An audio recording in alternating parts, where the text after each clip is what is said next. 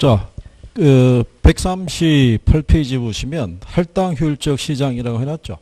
예. 원래 제목은 이 할당적 효율성과 균형에 관한 내용을 담고 있는 거고요. 요 개념이 이제 정리가 되면 할당 효율적 시장이라는 게 이제 어떤 것인지, 예, 그거를 알 수 있는 거예요. 그래서 여기 있는 요 할당적이라는 건요, 배분적의 의미도 담고 있어요. 그죠? 그러니까 여기는 자원 배분에 대한 효율성 관계를 나타내고 있는데, 제일 먼저 이 할당적 효율성의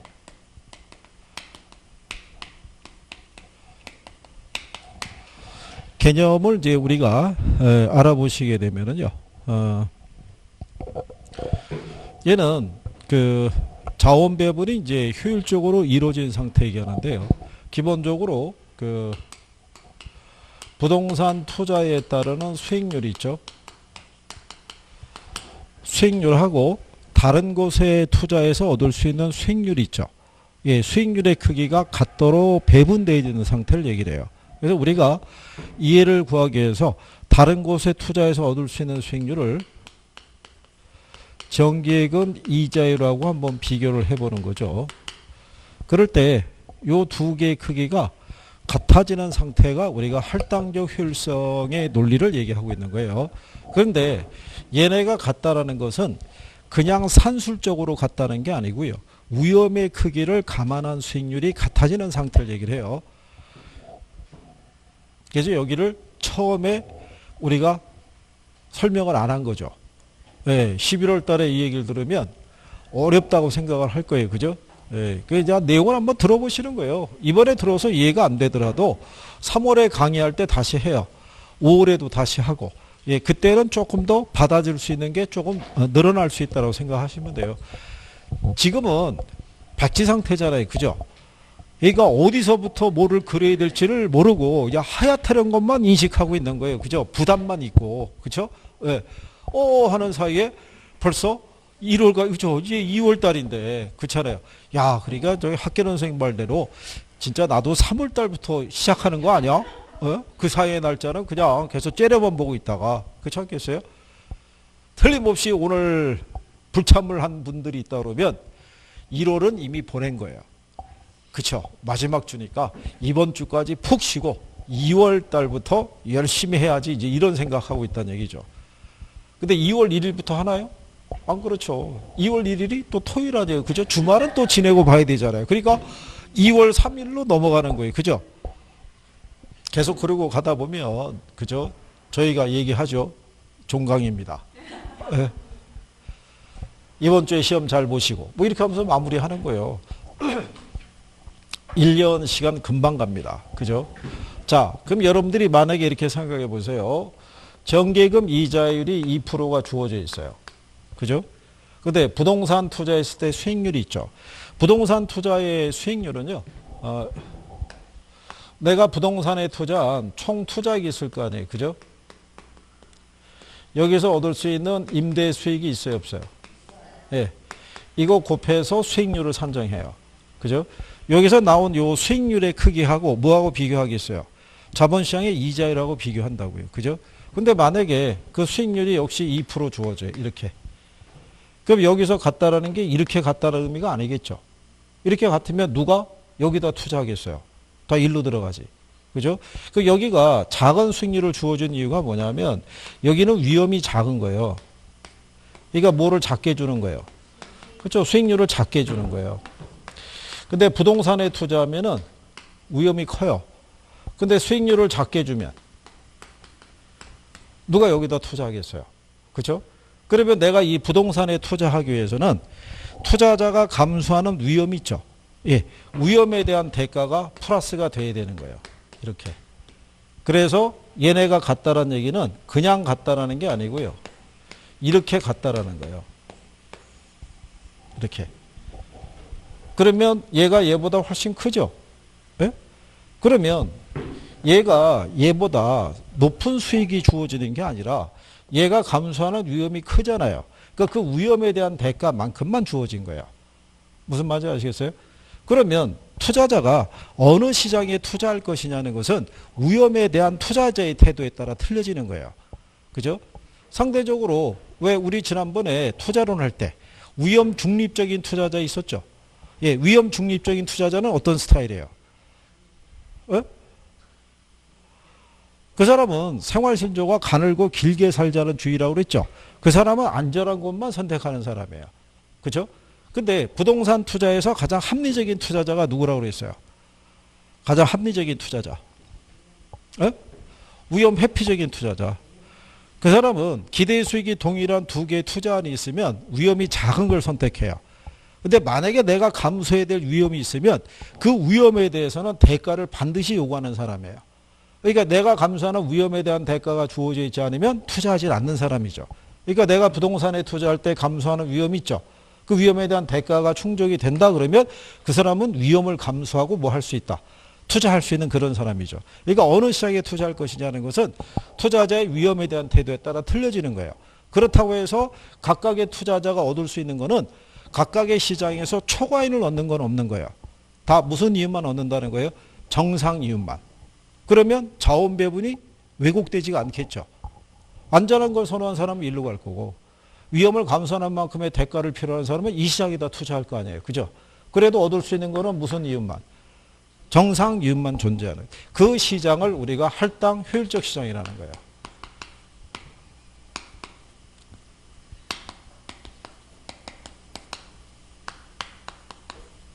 무슨 말인지 아시겠나요? 그래서 할당 효율적 시장이라는 것은요. 자원 배분이 효율적이고요. 무슨 이윤만 존재하는 시장이다. 그렇죠. 정상 이윤만 존재하는 시장이라고 얘기해 주는 거예요. 그래서 거기 보시면 그 자원의 할당이 효율적으로 이루어지는 시장으로 어느 누구보다 기회보다 싼 값으로 정보를 획득할 수 없는 시장이다. 그래서 할당 효율적 시장은요. 정상 이윤만 존재하는 시장이라고 얘기를 해요. 무슨 말인지 아시겠나요? 그러니까 할당 효율적 시장에서의 초과 이윤은 얻을 수가 없다 이런 논리가 되는 거예요. 자, 그럴 때 여러분이 알고 있는 완전 경쟁 시장이 있죠. 완전 경쟁 시장도요. 자원 배분이 효율적인 시장이고요. 이 시장도 무슨 이윤만? 예, 정상 이윤만 얻는 시장이에요. 자, 그랬을 때 완전 경쟁 시장이면요. 당연히 무슨 시장이 돼요? 할당 효율적 시장의 성격을 가지고 있다라고 얘기를 해요. 근데 할당 효율적 시장이 완전 경쟁 시장만 지칭하냐? 그러면 틀리다는 거예요. 이 할당 효율적 시장은 완전 경쟁 시장만 충족이 되는 게 아니고요. 이 시장도 충족이 된다는 거예요. 무슨 시장? 그렇죠. 불완전 경쟁 시장도 할당 효율적 시장이 될 수 있다는 거예요. 얘도. 그러면 자, 여러분들이 앞에서 부동산 시장은 완전 경쟁 시장이라고 했어요. 불완전 경쟁 시장이라고 했어요. 그렇죠. 결국은 불완전 경쟁 시장의 성격을 갖고 있는 무슨 시장도 부동산 시장도 일정한 조건이 충족이 되면 할당 효율적 시장이 될 수 있다 이런 거예요. 자, 그러면 이 불완전 경쟁 시장에서는 무슨 이윤이 존재하냐면 초과이윤이 존재하죠. 근데 초과이윤을 획득하기 위해서는 불완전 경쟁 시장에서는 대가를 치러야 돼요. 그죠? 그게 뭐에 대한 대가? 그게 정보에 대한 대가예요. 아까 여러분들이 효율적 시장 약성, 중강성 배웠죠. 거기서는 뭐가 입수가 돼야만 정보가. 그래서 여기 있는 내가 얻을 수 있는 초과이윤과 정보 비용의 크기가 서로 같아진다 그러면 이 시장도 무슨 이윤만? 정상 이윤만 남게 돼 있어요. 예를 들어서 어떤 정보를 이용해서 얻을 수 있는 초과이윤이 1,000만 원이에요. 그죠? 미래 우산 정보를 입수해서. 근데 그 정보를 얻을 수 있는 사람이 초기에는 소수였을 거 아니에요. 그러면 소수만 상대적으로 작은 비용을 지불하고 높은 이윤을 얻어갈 수 있어요, 없어요? 그럴 거 아니에요. 정보가 소수에게만 주어져 있을 때. 근데 이 시장이 경쟁적이라고 가정하면 너도 나도 뭐를 매개로 하면 정보를 매개로 하면 무슨 이윤을 얻을 수 있다. 초과를 얻을 수 있다 그러면 너도 나도 할 거 없이 무슨 비용을 지출해서 정보 비용을 지출해서 초과를 얻으려고 할 거 아니에요. 근데 초기에는 소수니까 몰랐으니까. 근데 이제 공개가 돼서 이 사실을 알게 되면 많은 사람들이 이걸 얻기 위해서 경쟁을 하게 되겠죠. 그러면 처음에는 100에서 출발했는데 증가하죠. 나는 150을 줄게. 나한테도 알려줘. 200까지는 난 줄 수 있어. 이렇게 쭉 올라가다 보면 결국은 최대 지불할 수 있는 금액이 얼마까지? 1000만 원까지 가는 거예요. 그러면 이 정보를 매개로 얻을 수 있는 초과인의 크기가 서로 어떻게 해야 돼요? 같아지잖아요. 그러면 이 시장에서도 남는 게 무슨 이유만? 정상 이유만 남는다는 거예요. 그 조건이 충족이 되면 얘도 무슨 시장? 할당 효율적 시장이 될 수 있다는 거예요. 그래서 여러분 시험에 뭐가 나왔냐면 불안전 경쟁 시장의 성격을 갖고 있는 부동산 시장은 할당 효율적인 시장이 될 수 없다 그러면 틀리겠죠. 이 시장도 무슨 시장은 될 수 있는 거예요? 할당 효율적 시장은 될 수 있다는 그게 시험에 나온 거예요. 여러분 시험에. 그러니까 불안전 경쟁 시장의 성격을 갖고 있는 무슨 시장도 부동산 시장도 뭐가 될 수 있다는 거예요. 할당 효율적 시장의 성격이 나타날 수 있다라고 얘기를 하는 거예요. 그래서 거기 보시면요. 138페이지 할당 효율적 시장에 양가로 1번이 있고 양가로 2번이 있죠. 거기 동그라미 1번에 보면 할당 효율적 시장이 완전 경쟁 시장을 의미하는 것은 아니고요. 불완전 경쟁 시장이라든가 독점 시장도 뭐가 될 수 있다. 할당 효율적 시장이 될 수 있다 없다. 있다 이런 얘기예요. 그래서 결론은 여러분 시험에 인용이 된 게 139페이지 위에서 두 번째 줄에 가면은 동그라미 5번에 부동산 시장은 여러 가지 불안전한 요소가 많으나 할당 효율적 시장이 될 수 있다라고 해놨죠. 그게 여러분 시험에는 될 수 없다라고 해서 틀리게 준 거예요. 무슨 말인지 아시겠나요? 그러니까 정상 이윤만 존재하는 할당 효율적 시장에서는 정보가 왜곡되는 경우는 안 나타나는 거예요. 무슨 말인지 아시겠나요?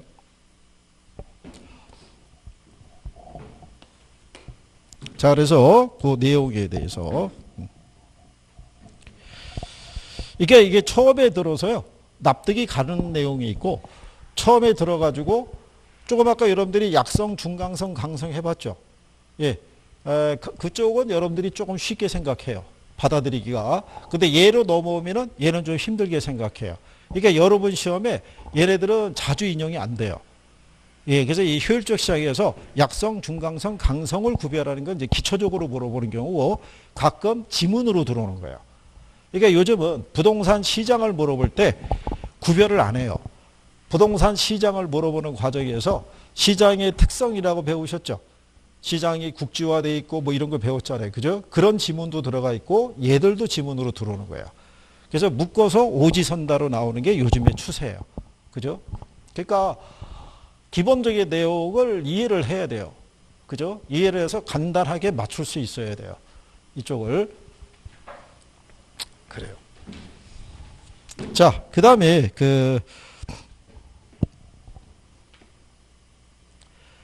거기 보시면요. 부동산 가치와 정보 비용이라고 있죠. 이거는 생략을 할까 그러다가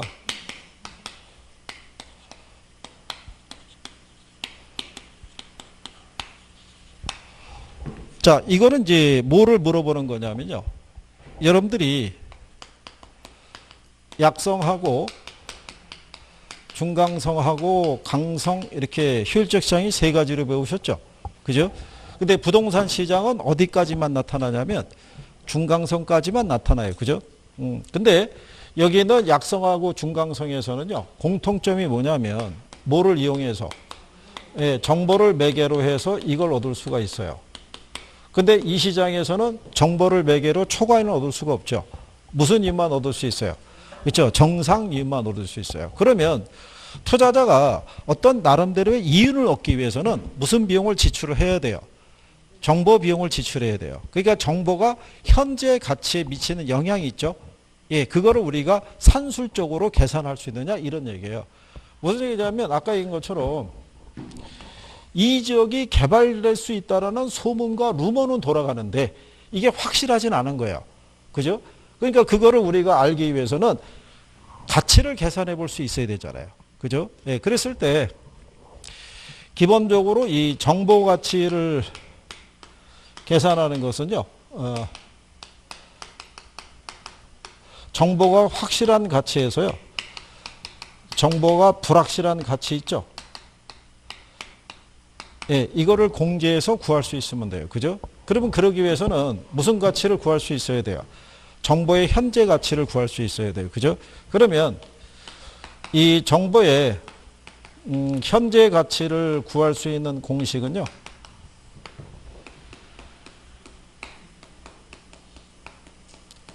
거기 박스에 가면 산식 있어요, 없어요?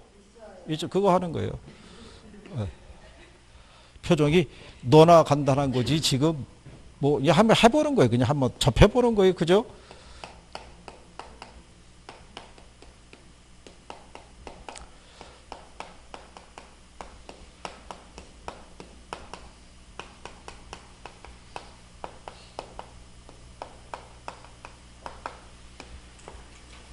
자, 여기 이렇게 주어져 있을 때요. 지금 여러분들에게 주어지는 조건은 2개만 나와 있어요. 근데 실질적으로는 늘릴 수도 있어요. 조건에 대해서. 여러분 시험에는 지금 2개밖에 안 나와서 그렇게 해놓은 거예요. 나중에 얘도 내다가 기본적인 변형이 어렵다 싶으면은 늘릴 수도 있을 거예요. 몇 가지로? 3가지로. 확률 값에 대해서는 뭐 그럴 수도 있으니까요. 자, 근데 여기 보면 기대 수익이 1, 2가 있죠. 이게 조건이 붙는 거예요. 가령 예를 들어서 A 지역이 개발이 될 수도 있다라는 뭐가 도는 거예요? 소문이 도는 거예요. 소문이 도는데 그러니까 얘가 1년 후에 얘가 개발이 될 수도 있는데 확률은 50%라는 거예요. 50%는 될 수도 있고 안 될 수도 있는 거예요. 근데 개발이 되죠. 개발이 되면 토지의 가치가 8,800만 원에 거래될 수 있고요. 개발이 되지 않는 현재 상태에서는 6,600만 원에 거래될 수도 있다라고 얘기를 해요. 그런데 이때 시장에서 투자자의 요구 수익률이 있죠. 예, 이거는 10%라고 줘요. 그러니까 이 조건을 다 줘요. 여러분들에게. 그러면 갖다가 뭐 하면 돼요? 대입하면 되는 거예요. 이것도 예전에 기출에서 나왔던 유형이에요. 지금 간단한 걸 먼저 해보는 거예요. 그러면 기대 수익이 2개 나오죠. 8,800하고 얼마? 네, 6,600에 나오는 여기 2개가 주어지잖아요. 그죠? 그러면 확률이 몇 프로일 때? 예, 그러면 먼저 8,800이 될 수 있는 확률이 몇 프로예요? 50%. 100분의 50이니까 소수로 나누면 0.5 아니면 2분의 1을 해도 되겠죠. 그 다음에 또 하나의 금액이 얼마? 그렇죠. 6,600. 얘가 될 수 있는 확률도 얼마? 50%잖아요. 그죠? 그 다음에 여기서 보면 1 플러스 요구 수익률이죠. 이게 할인율이에요. 미래에 발생하는 수익을 현재 가치로 환원할 때 할인율로 쓰여지는 게 요구 수익률이에요. 근데 할인율로 쓰기 위해서는 여기 있는 백분율을 소수로 바꿔야 돼요. 그러니까 이게 10%란 얘기는 100분의 10이란 얘기죠. 100분의 10이면 얼마겠어요? 예. 그래서 0.1로. 그러면 암산으로도 계산이 되죠. 8,800의 절반이면 얼마예요? 6,600의 절반이면 2개 더하면요. 1.1이잖아요. 그러면 이렇게 되겠죠. 7,700이고요. 얘가 1.1이라는 얘기는 뒤에 거 떼면 돼요. 그럼 7,000인 거예요. 얼마? 7,000. 그러면 확률이 몇 프로일 때? 50%일 때 이 토지의 가치는 7,000 정도가 적정하다는 얘기예요. 그죠? 그러면 정보가 확실한 가치가, 불확실한 가치가 얼마야? 이게 7,000이죠. 그렇죠? 50%일 때. 근데 만약에 100%라고 가정해 보자고요. 100% 들어서게 되면 계산이 더 간단해지는 거예요. 그죠? 조건이 하나밖에 없으니까. 여기는 똑같이 1 플러스 0.1이 되겠죠. 근데 8,800이 될 수 있는 확률이 100%잖아요. 100분의 100이니까 1이겠죠. 대신에 6,600이 될 수 있는 확률은 제로죠. 얘밖에 없으니까. 그럼 결론적으로는 8,800을 얼마로? 그러면 얘 뒤에 게 사라지니까 얼마? 그러면 정보가 확실할 때 가치는 얼마? 그러면 이때 정보 가치가 얼마라는 거예요? 1,000이죠. 그러면 나는 이 1,000만 원보다 적은 비용을 지출해서 이 거래가 성사가 되면 나는 초과이익 얻을 수가 있겠죠. 근데 얘를 얻기 위해서 지출해야 되는 초과이익이 1,000만 원이라고 그러면 투자자는 초과이익을 기대하기는 어렵다는 얘기예요. 무슨 말인지 아시겠나요? 이게 결국은 이 중강성까지 나타나는 부동산 시장에서는 일종의 이윤을, 추가되는 이윤을 얻기 위해서는 뭐를 지출해야 돼요? 정보 비용을 지출해야 되는 거예요. 요거는 그 예전에 여러분 시험에 중개사법에서 나온 거예요. 원래 중개사법에서 냈어요. 이게. 그러다가 13회부터 학개론으로 나온 거야. 이거는 계산기가 없던 시절에 출제한 거예요. 암산으로. 계산기가. 그랬더니 이렇게 냈더니 여러분들이 난리를 친 거예요. 우리에게 계산기를 달라. 니들은 이거 계산할 수 있냐? 계산 잘해서 좋겠다. 뭐 난리 친 거예요. 그죠? 그래서 여러분들에게 뭐를 허용한 거예요? 계산기를. 그래서 거기 교재에 있는 예제 있죠? 그죠? 예, 그렇게도 등장을 하는 거예요. 이게 무슨 맹점이 있냐면요. 거기 문제로 확인하기 있죠. 거기 보면 기업 도시로 개발될 가능성이 있는 지역에 일단의 토지가 있죠. 개발이 되면 6천이고요. 아닐 때는 4천이잖아요. 근데 요거 수익률이 20%고 개발 가능성이 몇 프로라는 거예요? 40% 아니에요. 50대 50을 안 주죠. 그렇잖아요. 왜? 뭐가 있으니까. 계산기가 있으니까. 그러고 난 다음에 이게 선생들이 일반적으로 연습을 시키면 초기에는 이걸 10% 준다고요. 10%면 암산 수준으로 계산이 되니까. 그래서 이게 10%에 익숙해 있는 분들이 시험장에 들어가서 이걸 안 봐요. 그냥 10%로 계산하는 거예요. 근데 거기 조건은 20%로 돼 있잖아요. 그럼 여기다가 10% 놓고 대입을 하면 값이 나오겠냐고요. 당연히 안 나오죠. 그죠? 그리고 출제자들이 거기 조건을 보면요. 들어설 가능성이 몇 프로래요? 40% 아니에요? 몇 프로? 예, 40%. 근데 얘는 1 플러스 0.2가 되겠죠. 20%니까. 근데 들어설 확률이 몇 프로?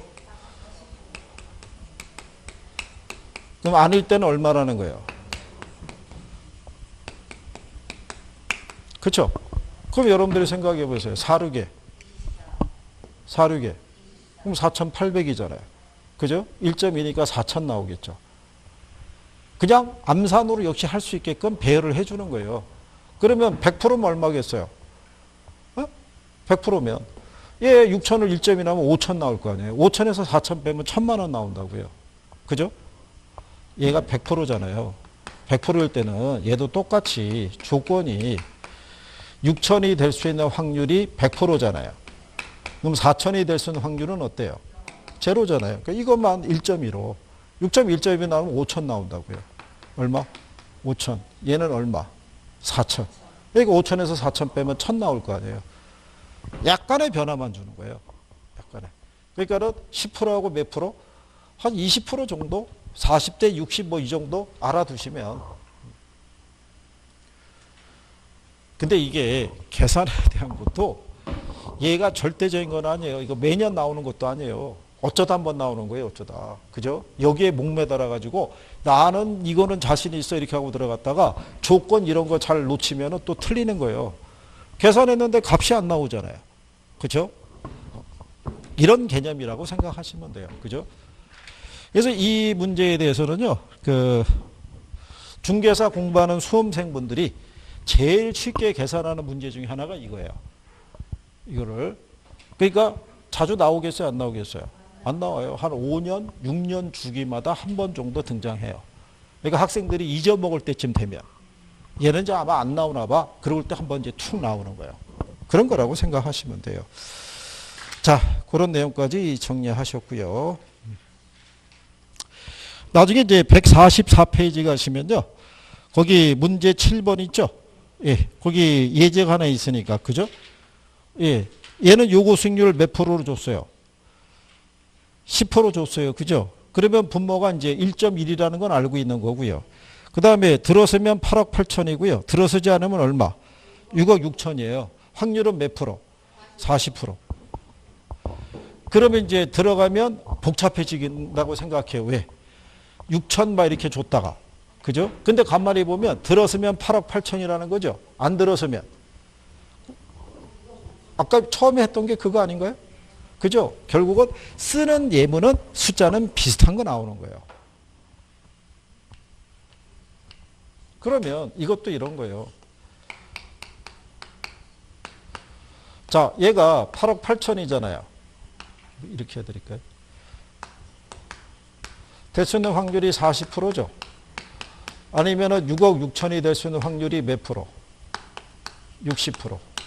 그죠? 근데 여기서 100%인 거는 우리가 벌써 암산으로 계산이 되는 거예요. 얘가 1.1이잖아요. 근데 8억 8천이 될 수 있는 확률이 몇 프로니까? 100%니까. 8억 8천을 1.1로 나면은 이건 8억 나오는 거예요. 그렇죠? 무슨 말인지 아시겠나요? 40%죠. 그러면 48, 32죠. 48에 32가 나오겠죠. 그러면 얘는 3억 5천 2백 나오는 거예요. 그죠? 그것도 출제자가 맞춰주는 거예요. 그러면 66에 36이죠. 66에 36이잖아요. 두 개 더하면 3억 9천 6백 나오는 거예요. 그러면 이건 암산으로도 계산이 되잖아요. 무슨 말인지 아시겠어요? 그러니까 출제자는 요거를 시간 안에 풀게 하기 위해서 배열을 맞춰주는 거예요. 그리고 이제 계산하다 보면은 조금 더 높아질 수도 달라질 수도 있어요, 없어요? 이걸 이제 7억 4천 8백 이렇게 나와요. 1.1로 할인하면은 6억 8천 정도 나와요. 그럼 8억에서 6억 8천 빼면은 1억 2천 나오겠죠. 그래서 1억 2천이 답인 거예요. 그게 그러니까 지금 여기에 집착하지 않으셔도 돼요. 네? 돌아가면서 우리가 강의할 때마다 하나씩 알려드리는 거예요. 그래서 푸는 요령, 방법 이런 거 알려드리고 그 다음에 시간이 1분을 초과한 애들은 버려야 돼요. 일단은 왜 그러냐면 우리는 40문제를 40분에 풀어야 되는데 계산 문제를 5문제를 푸느라고 여기다가 10분을 쓸 수는 없어요. 그럼 나머지가 30분이잖아요. 그럼 30분 갖고 몇 문제 풀어야 돼요? 35문제 풀어야 되면 물리적으로 불가능하다고요. 근데 이론이 더 쉽게 나오는 게 있어요, 없어요? 있어요. 간평도 쉽게 나오는 거 있는 거예요. 보면 찍을 수 있는 애. 그러니까 이론부터 먼저 풀어야 돼요. 계산을 못 풀었다고 60점을 못 맞는다든가 이런 건 없어요. 무슨 말인지 이해하시겠어요? 예, 부동산 학개론이라는 이 과목이 계산 과목이 아닌 거예요. 예? 예, 그러니까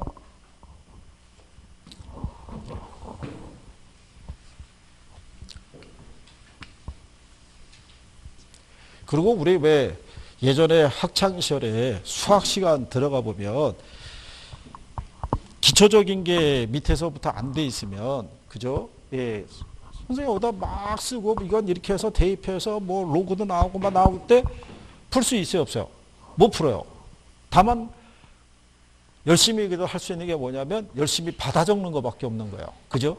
그래서 제가 여러분들에게 내용을 들으신 상태 안에서는 적는 게 중요한 게 아니라 듣는 게 중요한 거라고 얘기하는 게 무슨 말인지를 모르는 상태에서 열심히 받아 적으면 팔만 아픈 거예요. 그렇잖아요? 그러니까 일단은 들어봐야 되는 거예요. 그래서 그때부터는 개선을 해야 되는데 이게 그래서 이런 얘기 하잖아요.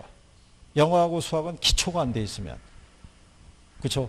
안 된다고 얘기하잖아요. 그래가지고 왜 고등학교 진학을 해서 대학을 가겠다는 생각이 들었을 때 그 학생들이 모든 걸 내려놓고 그렇죠?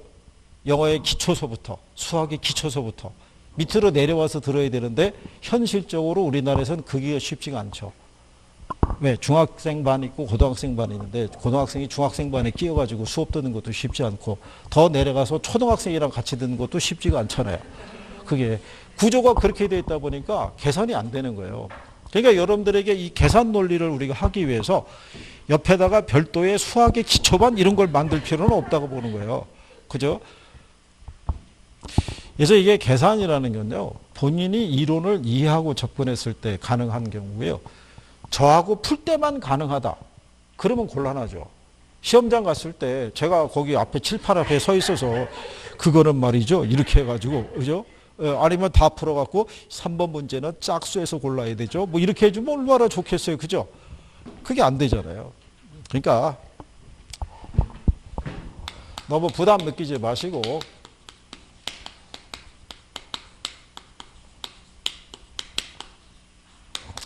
자, 그 다음에 이제 두 번째로는요. 입집이 공간 구조로 넘어가시는 거예요. 147페이지. 자, 147페이지에 가시면 제일 먼저 지대론이 나와요. 그죠? 예, 얘는 이제 근래 보게 되면 거의 매년 한 문제 정도 나온다고 생각하시면 돼요. 그죠? 그래서 제일 먼저 나오는 게 지대하고 그 다음에 뭐가 있어요? 예, 지가. 자, 지대라는 것은요, 토지 이용자가 토지 소유자에게 지불하는 사용료라고 해놨죠. 예, 일정 기간 동안 토지 사용에 대한 대가로 지불하는 게 뭐예요?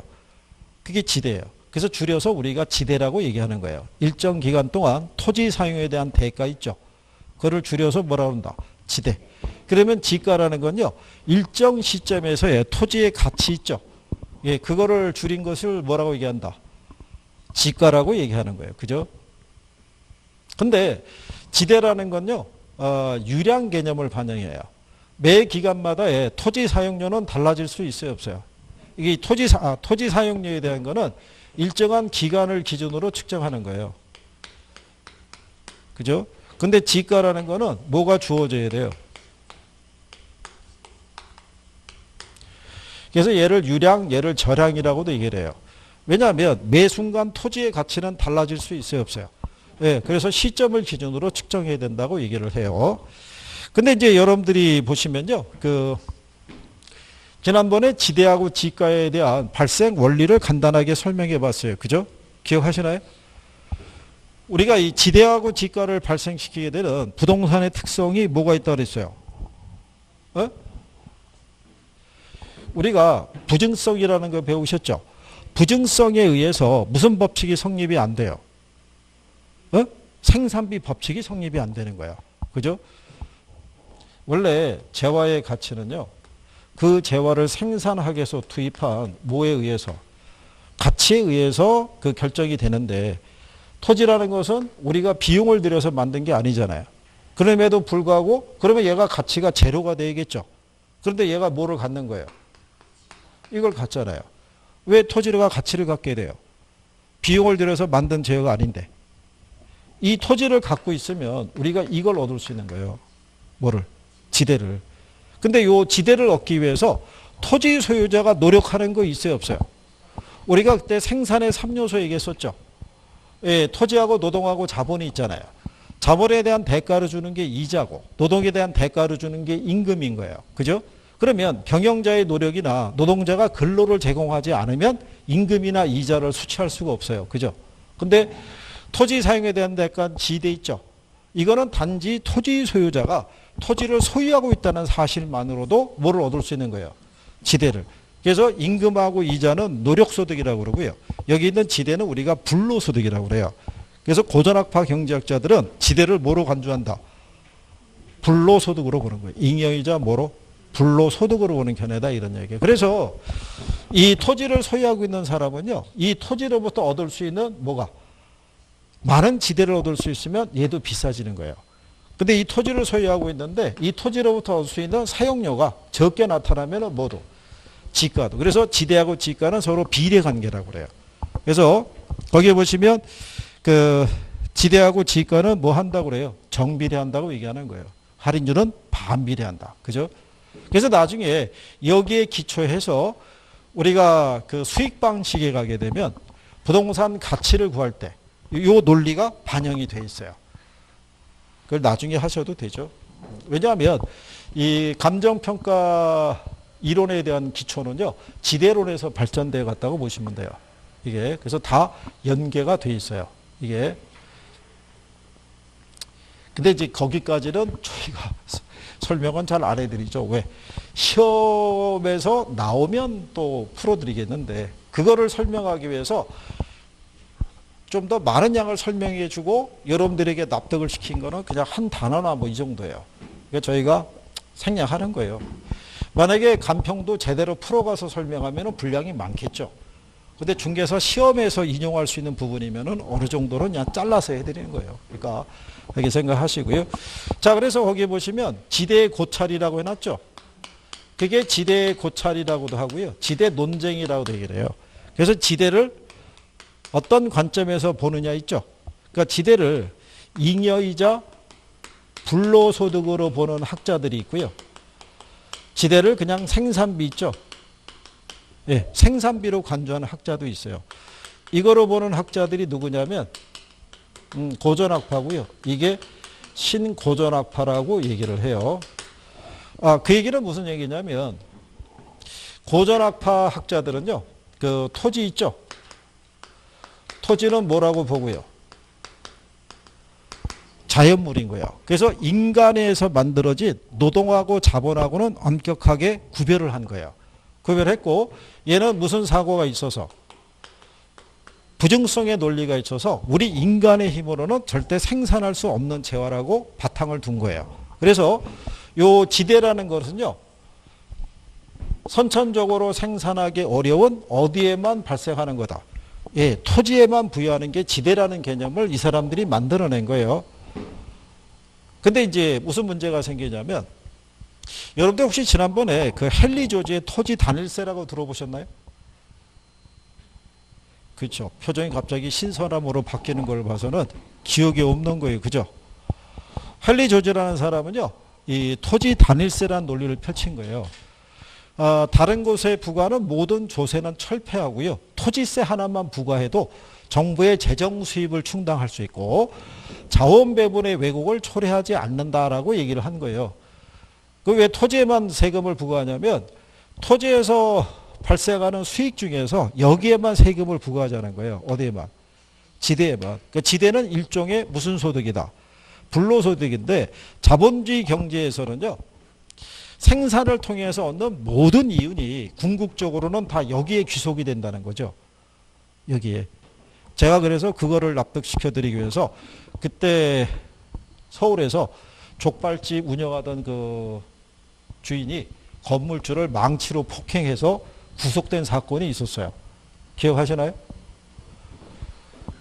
이게 현재 현실적인 얘기라고, 그거 기억나요, 안 나요?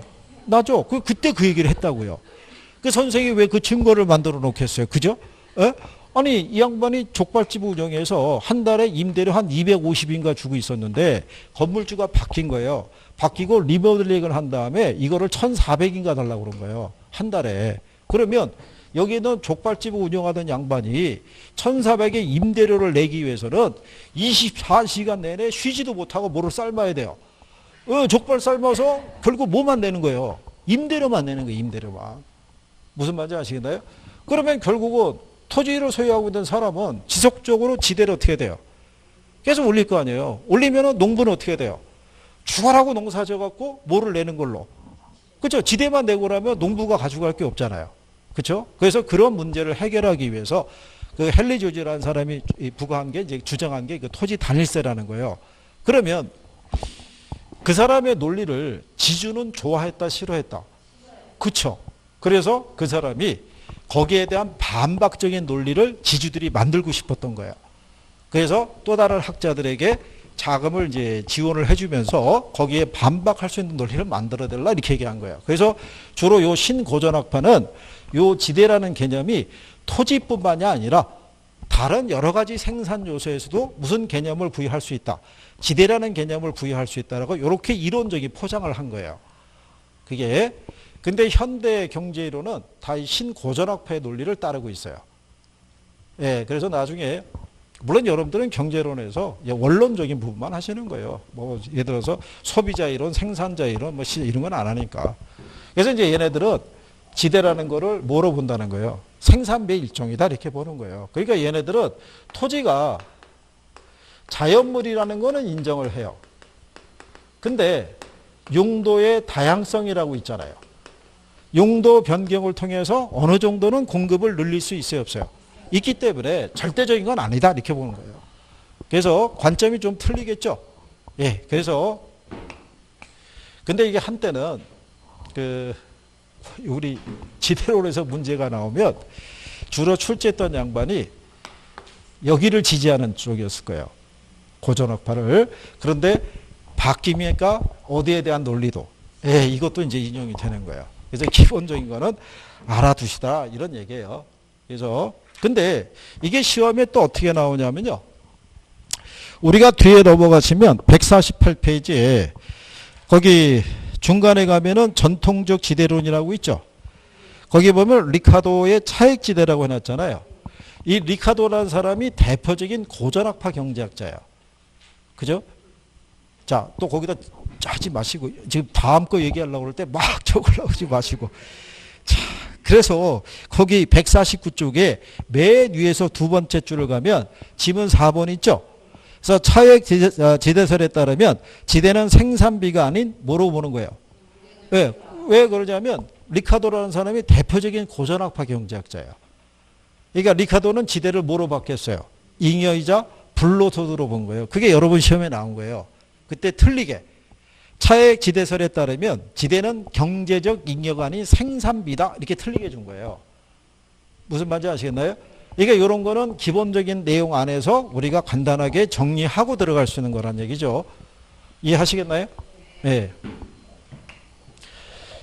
그래서 지대론에 대해서도요. 그 제목에 대한 거라든가 이런 거 정리할 수 있으시면 돼요. 그죠? 예. 여기는 잠깐 쉬었다가 시간상 해야 될 것 같네요.